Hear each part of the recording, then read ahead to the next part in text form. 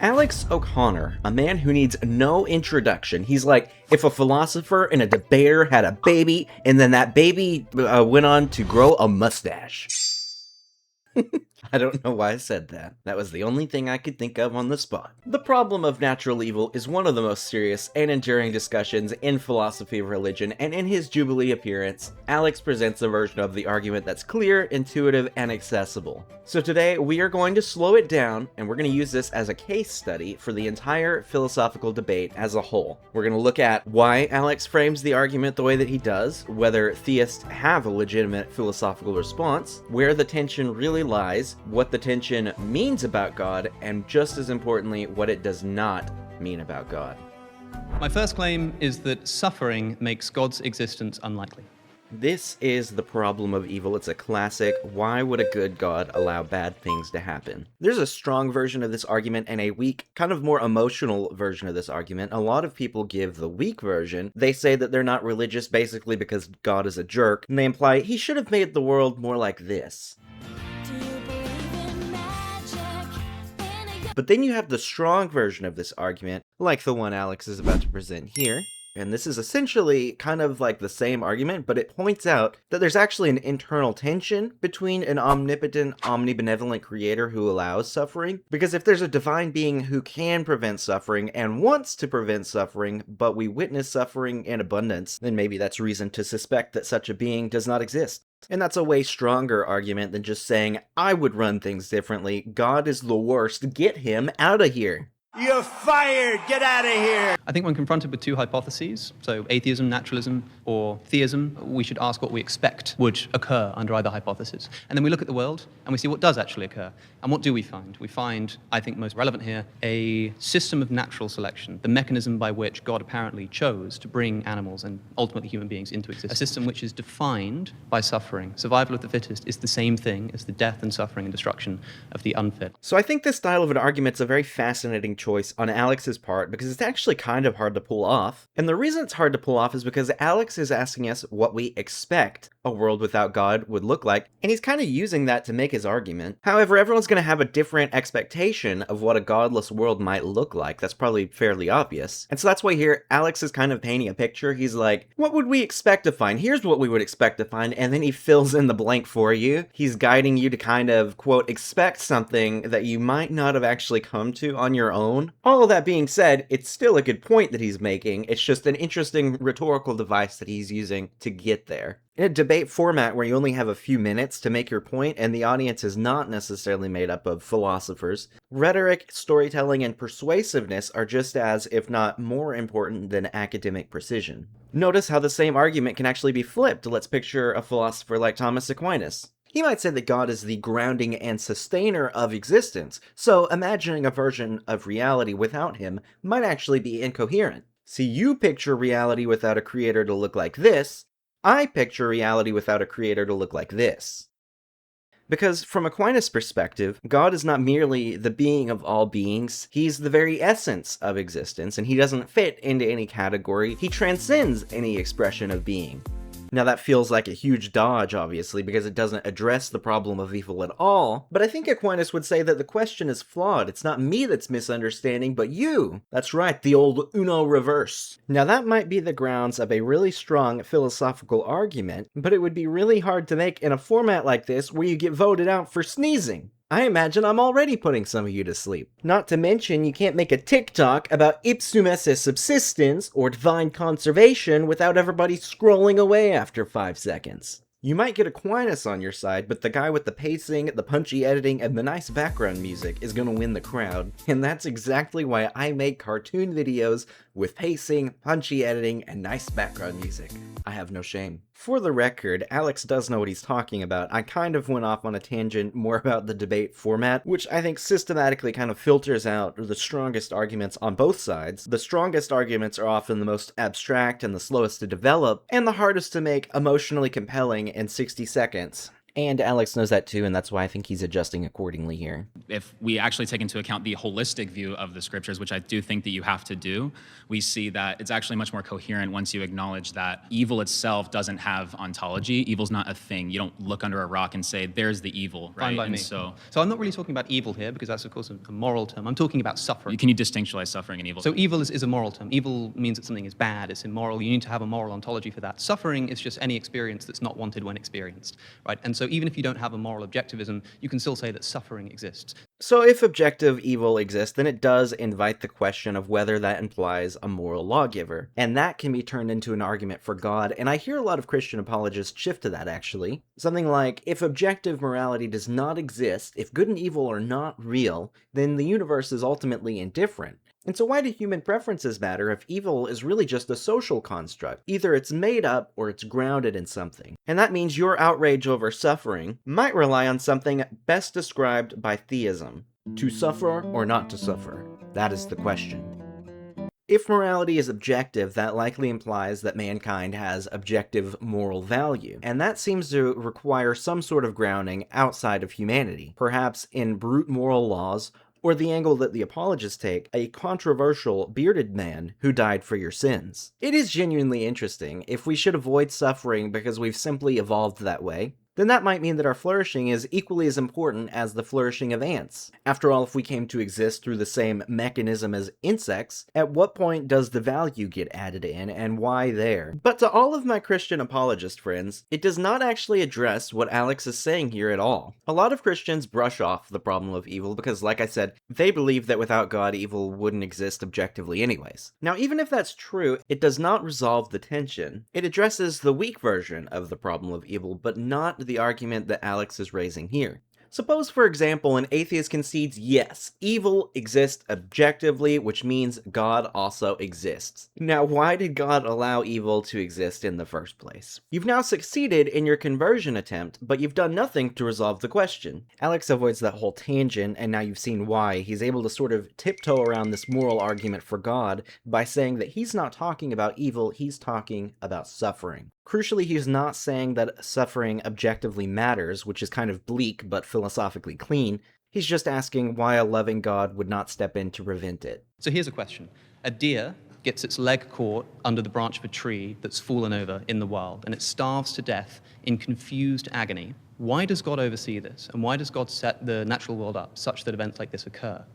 Well, because the ultimate view here is that Okay, pause. Nice to meet you. So I just looked it up. According to Wikipedia, which is the official scholarly source of the philosopher, I just want to make sure I have my dates and article names right. In the American Philosophical Quarterly Journal in 1979, William Rowe wrote an article called The Problem of Evil and Some Varieties of Atheism. A common Christian rebuttal to the problem of evil is that there's always some greater good that we might not be able to see. Rowe here tries to come up with an instance where there's essentially no conceivable reason why an all-loving God would allow suffering.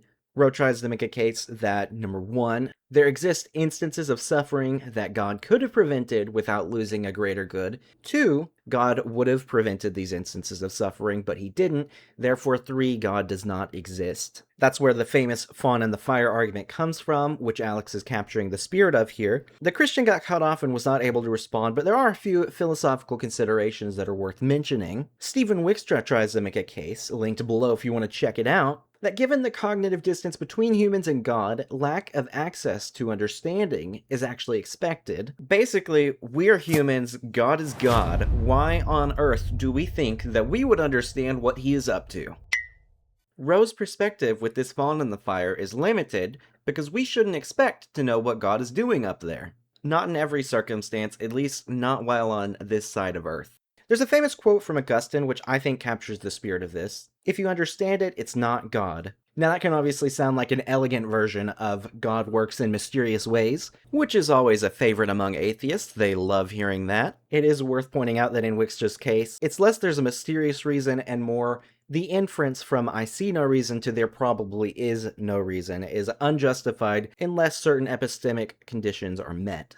Michael Bergman and Michael Ray, who I will refer to from this point as Michael Squared, build on this idea, and they make a case that it's a bit bold of us to go around thinking, if God had a morally sufficient reason for allowing this suffering, I'd probably be aware of it.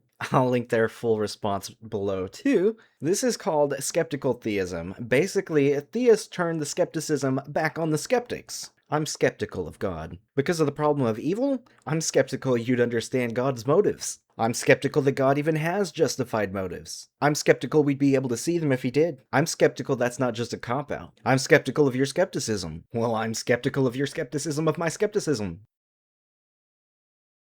Skeptical. Now, some philosophers do push back on Michael Squared. Take Michael Almeida, for example. Another Michael. I'm not kidding. He did do this alongside Graham Oppie, though. Finally, someone not named Michael. They make a case that if we're not in a position to determine that what God does could be evil, we also might not be in a position to determine that what God does is good either. I'll link to them as well. Maybe somebody could then go on and make a case about a maximally great being and how all categories are maxed out, and it doesn't make sense to not max out the... whatever.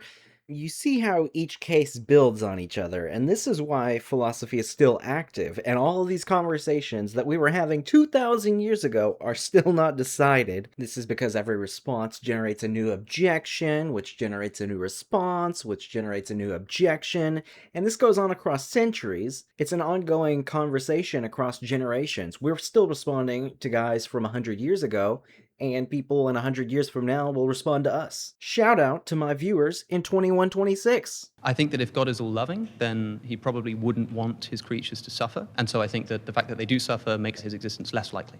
Okay, perfect. And is there some specific aspect of suffering that you're particularly honing in on, horrendous or whatever in that particular, non-human animal suffering? Because I think that the Christianity has a celebrated tradition of theodicies trying to explain why suffering exists. Yeah. Human free will, the development of the soul, higher order goods, all of this kind of stuff.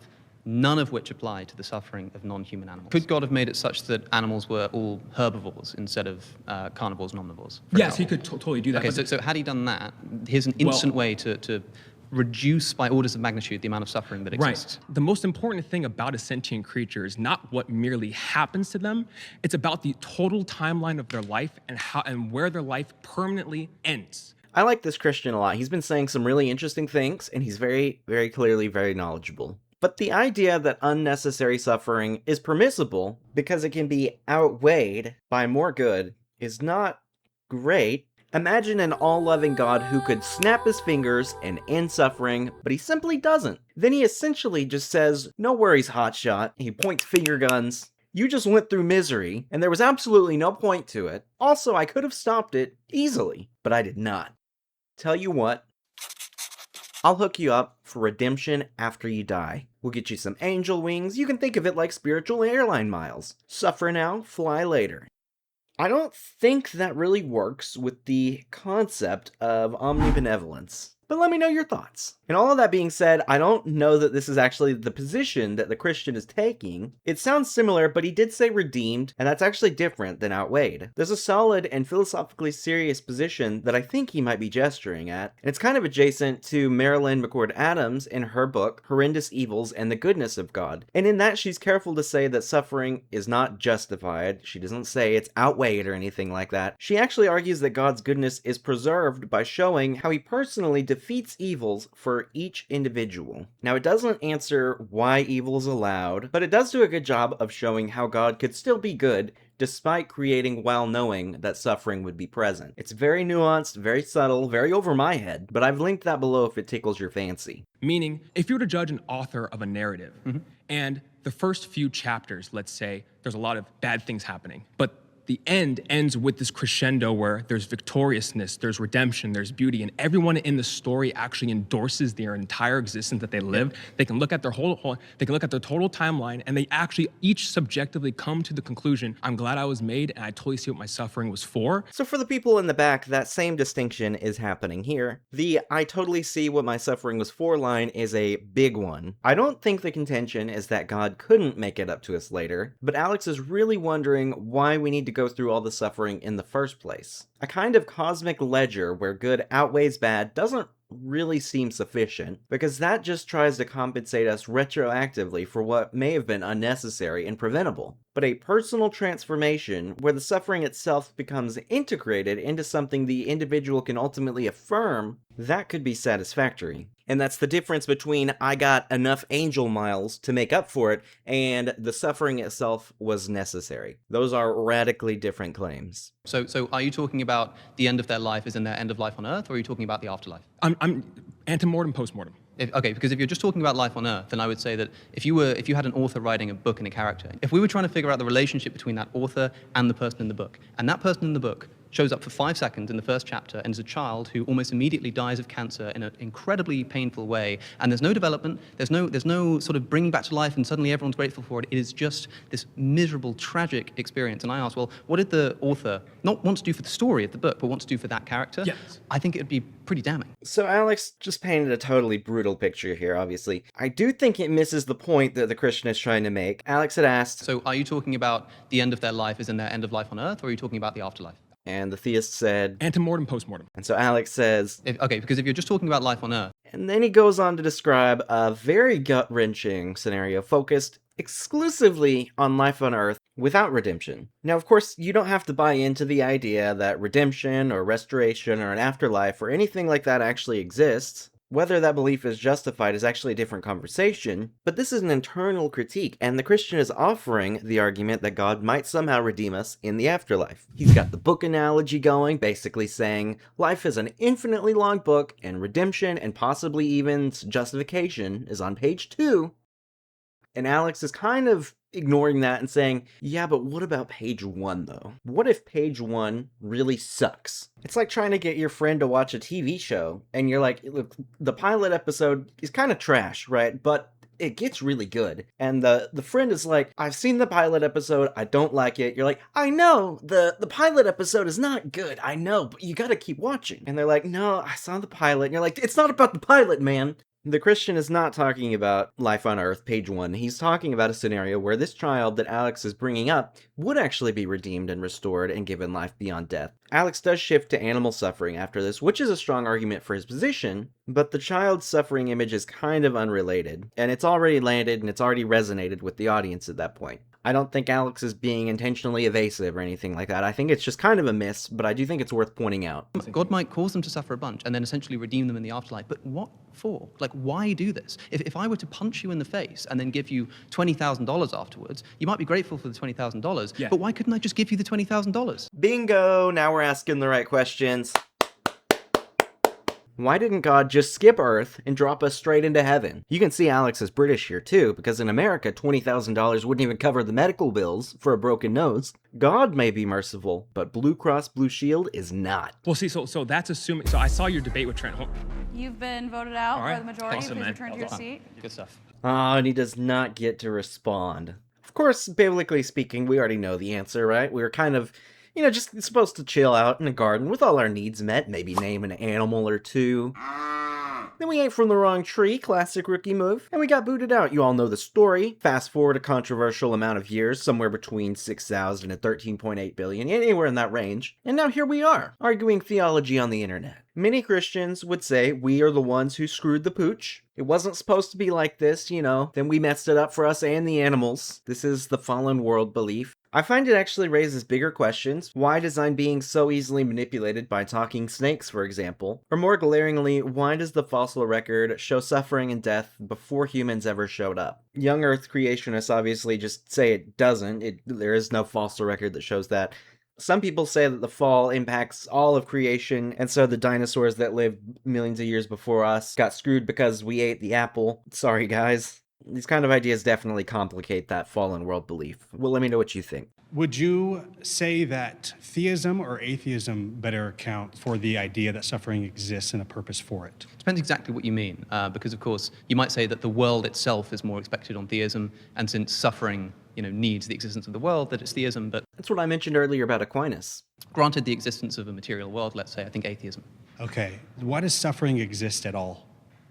Like in an atheistic worldview, what is the cause of suffering? Oh, well, because however life began, it developed through a series of natural selection, which requires animals to develop senses that they wish to avoid in order to be more likely to survive. And that's why pain receptors evolve. In a world where not all of these pains are actually going to kill us, we're left with situations in which we're in a lot of pain but don't end up dying for it. Would you agree that consciousness is necessary for suffering? I would say probably, yeah. Does atheism account for consciousness? Yes, that's what I was talking about a moment ago. Perhaps not. Maybe theism accounts better for consciousness than atheism does. So if there is no consciousness, there is no suffering. Is that right? That's probably true, yeah. So if atheism cannot account for consciousness, then it cannot account for suffering. Would you agree with that? So I think what we're doing here is we're sort of slightly shifting the goalposts. Yeah, kind of. Alex is asking why bad things happen to us if God loves us, and the Christian essentially argues that in order for bad things to happen, we need the world to exist in the first place, and we need to be conscious in both of those things that he believes comes from God. So he's not answering Alex's question, which is why Alex says it's shifting the goalposts. However, Alex's initial claim was that Suffering makes God's existence unlikely. this Christian is not picking up where the others left off. He is trying to flip that claim into suffering makes God's existence more likely. The Christian does not address here what the conversation turned into, but he is attempting a direct challenge to what Alex originally claimed. Have you ever heard of the evil God hypothesis that Stephen Law popularized or came No, up with? tell me it. So the idea is that, like, imagine that there's a God who brings about the world and creates the world, but does it maliciously because he wants human beings to suffer.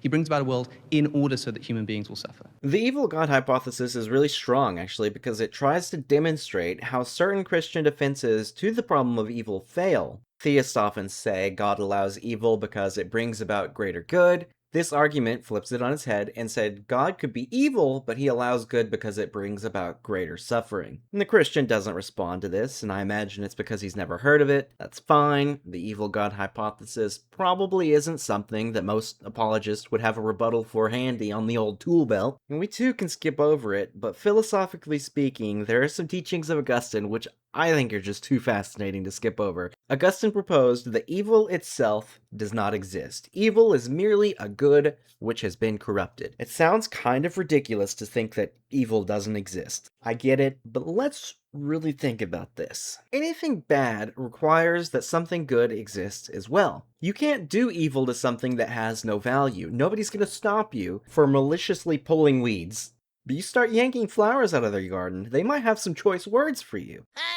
Because now you've wronged something that was good, something that did have value. Now by that line of reasoning, evil isn't even coherent without good. And that would mean an evil God as the ground of all being does not work, because evil is only corruption of something. Another way to think about the idea, evil presupposes good in the same way that being illogical presupposes logic. You don't have either the laws of logic or something that's wrong. Without the laws of logic, you have incoherence, just nonsense. Being illogical presupposes structure and truth already exists. And Augustine suggests that what's good may be foundational to morality in the same way. Now you have to buy into Augustine's ideas here for that argument against the evil God to land, but I definitely think it's worth a mention because it's sort of mind-blowing if you sit with it for a moment. But when a child dies of leukemia, and they're dead. Could there be a purpose to it?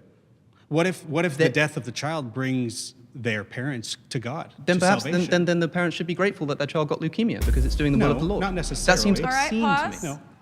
So we're about 14 minutes into this hour-and-a-half long debate, and we've already seen multiple times why Alex is such a solid debater. The Christian's idea here that God would use suffering for a greater purpose is probably accurate, and yet Alex still exposed how unintuitive it sounds when put in practice. Now, what's intuitive and what's true are not always the same thing. Emotions, can definitely bias us towards one view or another. If God brings the parents into a life of faith, and that means eternity in heaven, and the child is in heaven too, that might technically be a net positive. At the same time, that does not necessarily make it justified, and that's where the philosophical tension is here. Could God have brought the parents to him in some other way? You know what else might have converted the parents?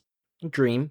Just an idea. Then they could wake up and tell the child about the dream instead of burying them. I don't think we can really say in any specific instance God is allowing suffering because of X. But I do appreciate that this Christian is trying to provide a plausible answer rather than appealing to mystery. My only point is that there's a difference between whether God can bring good out of evil and whether he's justified in doing so to begin with. And these are the kind of moments that everyone goes through in life, but it really does test theists. Even one of the most famous apologists in history, C.S. Lewis, struggled after he lost his wife. In A Grief Observed, he writes, "You never know how much you really believe anything until its truth or falsehood becomes a matter of life and death to you. It's easy to say that you believe a rope to be strong and sound as long as you're merely using it to cord a box. But suppose you had to hang by that rope over a precipice. Wouldn't you then first discover how much you really trusted it?" The rope metaphor is perfect because it doesn't resolve anything. It doesn't say whether the rope holds or that it doesn't. It just says there's a difference between believing something abstractly and trusting it when your life depends on it. And that's what's really at stake with the problem of evil. So I'm an ethical emotivist, which is a form of ethical non-cognitivism. I don't think that ethical claims have truth value. I think they're expressions of emotion. So this is what I mentioned earlier about how in atheism or naturalism, it can become really tricky to say anything is actually good or evil, at least objectively. It might be more consistent to say that what's good is really just what wins a popularity contest, and what's evil is really just what is collectively frowned upon. That would be subjectivism or cultural relativism, or in the case of emotivism, Alex's position, it comes down to what we feel approval for versus what we feel disapproval for. It's the philosophical version of follow your heart. Torturing innocent animals would be widely disapproved of. It might make you feel negatively, but it would not be objectively absolutely wrong. Of course, saying, "Boo, torturing animals sucks, I don't personally approve," it's kind of a hard pill to swallow, but some atheist debaters do it, and it doesn't mean you can't act moral, obviously. It doesn't mean you can't have moral positions. Alex himself was vegan for a long time. It just means that you can't claim objective evil exists, and you likely end up acknowledging that the primary factor which determines what you actually consider good or bad might well come down to the society you were born into or how we evolved. Some cultures are cannibalistic, some cultures are racist, some are slave owners. Are they objectively wrong? Or if you were born into those cultures, would you say that we are the ones who are wrong? Or is nothing actually wrong because it's all relative? I happen to think that the idea that there is no objective good or evil is actually one of the strongest positions an atheist can take in this matter. A theist would alternatively likely say that everyone has value, and specifically both Jewish and Christian traditions ground that in the idea that we are made in the image of God. So crucially, I'm not saying that suffering is morally wrong. Outside of the senses that I as an emotivist will just express an emotion towards it, that I don't like it. I'm not claiming that it's immoral, that it's objectively bad. What I'm claiming is that suffering is unexpected on theism. It's an internal critique. Now that is, I think, the cleanest way to put the argument. And again, while it's bleak, it forces the Christians into a tighter spot. Just because there's maybe not a reason that we can identify doesn't mean that there can't be a reason. Now, it's kind of cold comfort. That doesn't get us 100% of the way there, but it gets us part of the way there. So this argument from the Christian is very pastoral, but from a philosophical perspective, it risks being a little bit epistemically weak.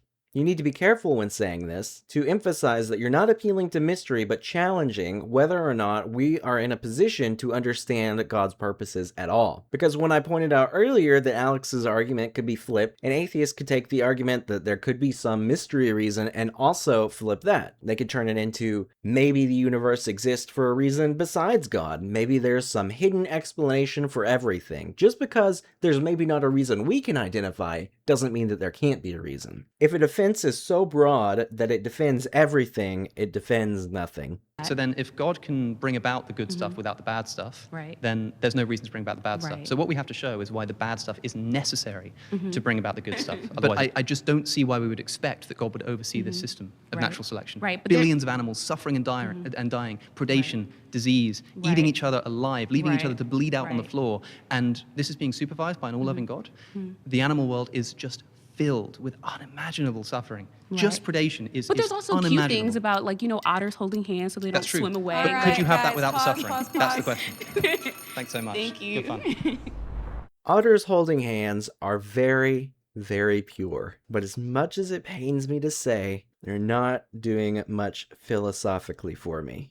I love that Alex also just asked if we could have these delightful animals without the suffering. He doesn't deny that otters are wonderful. Finally, we have common ground. The jury is still out on the problem of evil, and they probably will be for a while. Evil does not disprove God, but it does muddy the waters. One last high-level resource I'll leave you with is the book Nature Read in Tooth and Claw. The book looks at the neuroscience and asks if animal suffering really even is what we think it is. That book is written by Michael Murray because philosophers of religion, by law, apparently all have to be named Michael. Alternatively, if you've heard enough from guys named Michael for one lifetime, I'm working on a new video where I give my personal take on the problem of evil as a Christian. With that, I appreciate you making it to the end of the video. This was a long one, and if you did make it, do me a favor and high-five the like button just like an otter would do.